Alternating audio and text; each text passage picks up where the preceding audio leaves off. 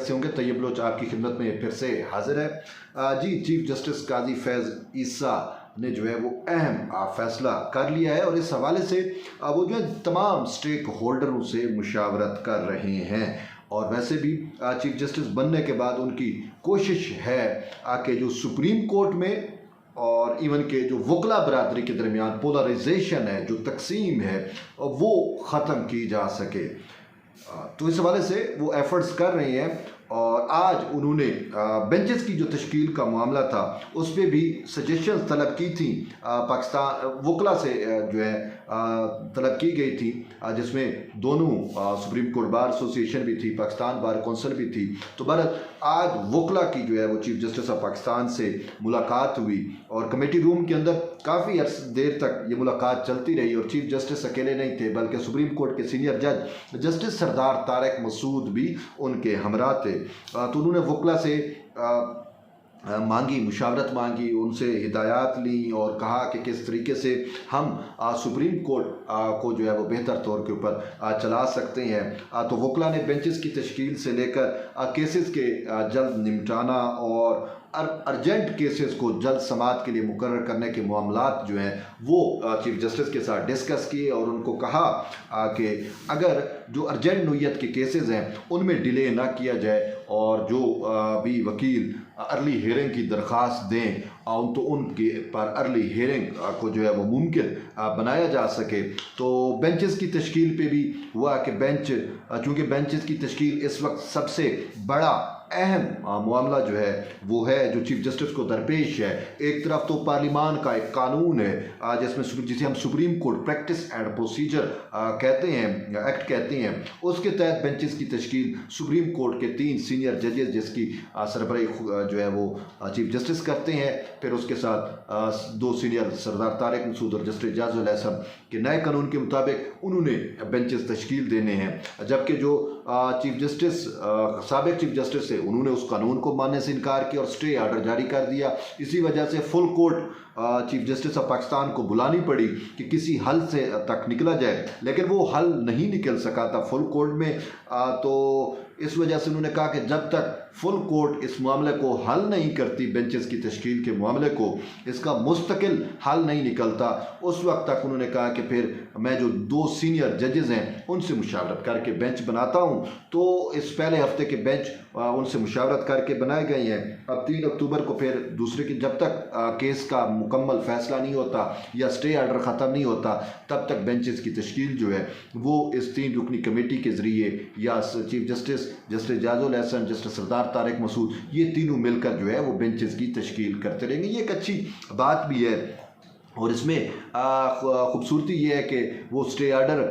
जो है वो भी ख़त्म नहीं हुआ, यानी ख़त्म वैसे तो हो जाना चाहिए था लेकिन शायद जजेस उस पर किसी नतीजे पे नहीं पहुँचे। लेकिन यहाँ पे एक बात मैं आपको बताता चलूँ कि मुझे सोर्सेज से ये बात बताई गई कि जब समाअत आखिरी यानी कि फुल कोर्ट इजलास में जब आखिरी वक्फा हुआ था असर के वक्त, तो उसमें ये कोशिश रही चीफ जस्टिस की भी कि हम जो है वो स्टे जो है वो हुक्म इतना ख़त्म कर देते हैं, लेकिन उनको रेजिस्टेंस का सामना करना पड़ा कुछ जजेस की जानिब से, जिस वजह से फिर समाअत को 3 अक्टूबर तक बाद में मुलतवी कर दिया गया। और वजह ये बताई गई कि बाकी कि जब सबको सुन के ही फिर इस पर हम फतवी फ़ैसला करेंगे। ये अच्छी बात है। और इसके साथ साथ एक अहम डेवलपमेंट मैं आपको ये बताता चलूँ कि उस फुल कोर्ट इजलास की जो मुकम्मल कार्रवाई थी उसका रिटन आर्डर, तहरीरी हुक्मनामा जिसे हम कहते हैं, वो भी जारी कर दिया गया है। 3 सफ़ात पर मुश्तमिल ये हुक्मनामा है और ये कहा जा रहा है कि हुक्मनामा जस्टिस याया खान अफरीदी की जानिब से जो है वो लिखा गया है और उसमें वाज़ेह तौर के ऊपर ये कहा गया है कि वकला ने जो है वक्त मांगा। अटारनी जनरल का भी लिखा गया है कि अटारनी जनरल फॉर पाकिस्तान जो है वो आर्ग्यूमेंट नहीं कर सके थे, उन्होंने ये वक्त मांगा था कि मैंने वियना जाना है और मुझे कुछ वक्त दिया जाए, मैं वियना से वापस आ जाऊं तो वहाँ फिर जो है मैं इस पे आर्ग्यूमेंट करूँगा। और वियना में क्यों जा रहे थे तो वो तो ओपन कोर्ट में उन्होंने बता दिया था कि इंडस ट्रीटी वाटर का जो एक मामला है, इंडस वाटर ट्रीटी का, उस पर बैनुल अक़वामी तौर के ऊपर भारत और पाकिस्तान के दरमियान इंटरनेशनल कोर्ट के अंदर कोई मैटर चल रहा है तो अटॉर्नी जनरल को वहाँ पे जाके रिप्रेजेंट करना था। तो इस वजह से मामला जो है वो अटारनी जनरल ने दरख्वास्त की, वक्त की, और इसके साथ साथ जो ख्वाजा तारिक रहीम या जो दरख्वास्त गुजार के वकला थे उन्होंने भी यही रिक्वेस्ट की कि हमें कुछ वक्त दिया जाए। तो इसी बुनियाद के ऊपर फिर स्टे मतलब है कि उस पर हतमी फ़ैसला नहीं हो सका, तो फिर अदालत को 3 अक्टूबर तक मुलतवी करना पड़ा। और इसकी में एक और रीज़न ये भी थी कि जस्टिस मंसूर अली शाह जो है वो भी अवेलेबल नहीं थे, अब उन्होंने भी जाना था, तो यूँ समात मुलतवी की गई। लेकिन हुक्मनामा जो रिटर्न आया है उसमें ये भी कहा गया है कि जब तक केस का हतमी फ़ैसला नहीं होता या केस का जो है वो कंक्लूजन सामने नहीं आता, उस वक्त तक बेंचेस की जो तश्कील है वो चीफ जस्टिस जो है वो अपने 2 सीनियर साथी जजेस के साथ जो है वो डिस्कशन करके उसको जो है वो पाया तकमील तक पहुंचाएंगे, या वो मामलात जो है वो संभालते रहेंगे, या उसके तरीके से बेंचेस की तश्कील की जाएगी। लेकिन बेंचेस की तश्कील के आज वकला ने भी अपनी सजेशंस दी हैं, उनके साथ भी मुशावरत हुई है, तो उम्मीद है कोई ना कोई मुस्तकिल इसका लाया अमल जो है वो ज़रूर सामने आएगा। लेकिन इसके साथ साथ एक अहम चीज़ जो है वो जो शुरू में मैंने कहा बड़ी ख़बर है, वो बड़ी ख़बर ये है कि चीफ जस्टिस कादी फैज़ ईसा का जो एक दबंग फ़ैसला है जिसे हम कहते हैं कि फैज़ाबाद धरना केस के ऊपर जो है इम्प्लीमेंटेशन का मैटर है, इम्प्लीमेंटेशन नहीं हो रही। और अगर आपको याद हो कि साबका रजीम जो थी तहरीक इंसाफ की, वो जस्टिस कादी फैज़ ईसा को महज इस वजह से सुप्रीम कोर्ट से निकालना चाहती थी कि फैज़ाबाद धरने के ऊपर जो है वो इम्प्लीमेंटेशन ना हो सके, और फैज़ाबाद धरने के ख़िलाफ़ तहरीक इंसाफ और MQM और दीगर ने भी दरख्वास्तें दायर की थी कि उस पर नज़रसानी की दरख्वास्तें की थी कि इम्प्लीमेंटेशन रोकी जाए। फिर बाद में हमने देखा कि उसमें कुछ एजेंसियों का भी किरदार था धरने पे और सारा कुछ था,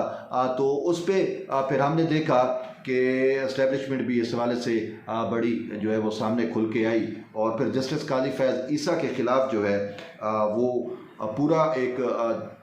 रेफरेंस बनाया गया और बेहतरीन कोशिश की गई कि वो कोर्ट मतलब है उनको सुप्रीम कोर्ट से निकाल बाहर फेंका जाए। और इस हवाले से आपके सामने है सदर पाकिस्तान की जानिब से रेफरेंस जो है वो भेजा गया था, और रेफरेंस सुप्रीम जुडिशल कौंसल में आया था। सुप्रीम जुडिशल कौंसल जब उस पर इब्तदाई कार्रवाई कर रही थी तो चीफ जस्टिस कादी फैज़ ईसा ने उसको ओपन कोर्ट में चैलेंज किया, और ओपन कोर्ट में पहले फैसला उनके खिलाफ आया, फिर उन्होंने फुल कोर्ट बेंच पर का कहा, और नरसानी में जो है वो फैसला जो है वो नल एंड वाइड हो गया। और यूँ कादी फैज़ ईसा जो है वो हमने देखा कि सुप्रीम पहली दफ़ा ये हम तारीख में ये भी हमने देखा कि सुप्रीम कोर्ट के जज होने के साथ साथ वो अपने केस के अंदर खुद आर्ग्यूमेंट भी करते रहे। तो वो उन्होंने जो फाइट बैक किया, तो उस फाइट बैक करने की वजह से वो केस जीत गए और आज इस पर आए कि वो चीफ जस्टिस बन गए हैं। लेकिन ये सारा मामला पैदा हुआ था जो है वो फैज़ाबाद धरने केस से। फैज़ाबाद धरने की जो इम्प्लीमेंटेशन है उस केस की, जो उस जजमेंट की, उसको रुकवाने के लिए हुआ था। तो आज जब वकला के साथ मीटिंग हुई तो आबिद साकी ने जो है सीनियर वकील हैं, उन्होंने चीफ जस्टिस कादी फैज़ ईसा को कहा कि अब तो आप चीफ जस्टिस बन गए हैं तो बराए मेहरबानी फैज़ाबाद धरना केस के ऊपर या फैज़ाबाद धरना जजमेंट के ऊपर भी इम्प्लीमेंटेशन करा दें। तो in lighter mode chief justice ने ये कहा कि अगर मैं ना कराऊं तो फिर क्या आप मेरे खिलाफ धरना देंगे? तो वो उन्होंने कहा कि बिल्कुल, अगर आप नहीं करा सकेंगे तो फिर हम आपके खिलाफ धरना देंगे। तो ये एक बड़ी जो है वो क्या लोग कह भी रहे थे कि क्या कादी फैज़ ईसा चीफ जस्टिस बनने के बाद अपनी उस जजमेंट पे इम्प्लीमेंटेशन करा पाएंगे या नहीं करा पाएंगे। तो आज उनकी गेंद उनके जो है कोर्ट में गेंद भी डाल दी वकला ने और कह भी दिया कि इस पर जो है वो इम्प्लीमेंटेशन कराई जाए। तो अब देखते हैं कि उस पर इम्प्लीमेंटेशन होती है या नहीं होती। अगर उस पर इम्प्लीमेंटेशन हुई तो या उस पर अमल दरामद शुरू हुआ तो फिर मामलात शायद किसी और सिमत भी जा सकते हैं। तो बस ये तो अहम डेवलपमेंट थी। यही है कि जुड़े रहिए तैयब बलोच के साथ। मिलते हैं एक नई वीडियो में, तब तक इजाज़त दें। अल्लाह हाफ़िज़।